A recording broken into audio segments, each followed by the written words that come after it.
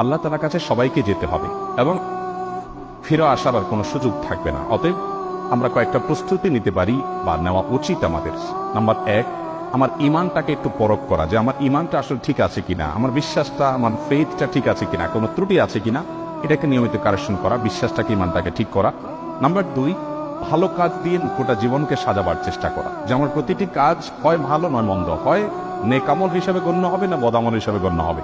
মিজানে পাল্লাতে 2টা অপশন আছে, থার্ড কোনো অপশন নাই। আমি যেটাই করি না কেন আমার প্রতিটি মুহূর্ত হয় আমার ভালো কাজে গণ্য হবে আর না মন্দ কাজে গণ্য হবে। অতএব এই বিবেচনাটা সবসময় করে হিসেব করে চলা। নাম্বার 3, সবসময় তওবা করতে থাকা। আমরা মানুষ ভুল হতেই পারে, অতএব প্রতিনিয়ত তওবা করে করে কারেকশন করে নতুন করে পথ চলা শুরু করা।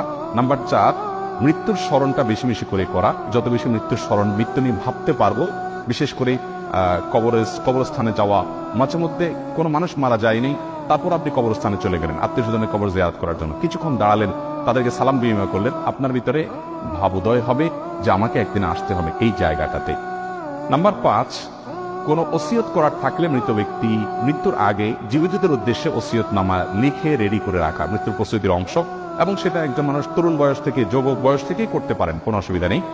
এবং নাম্বার 6, আল্লাহর কাছে ইমানের উপরে অটল থাকার জন্য দোয়া করতে থাকা। আল্লাহ আমাদের সবাইকে আমাদের জীবদ্দশায় আখিরাতের প্রস্তুতি গ্রহণ করে দুনিয়া থেকে যাওয়ার তৌফিক দান করুন।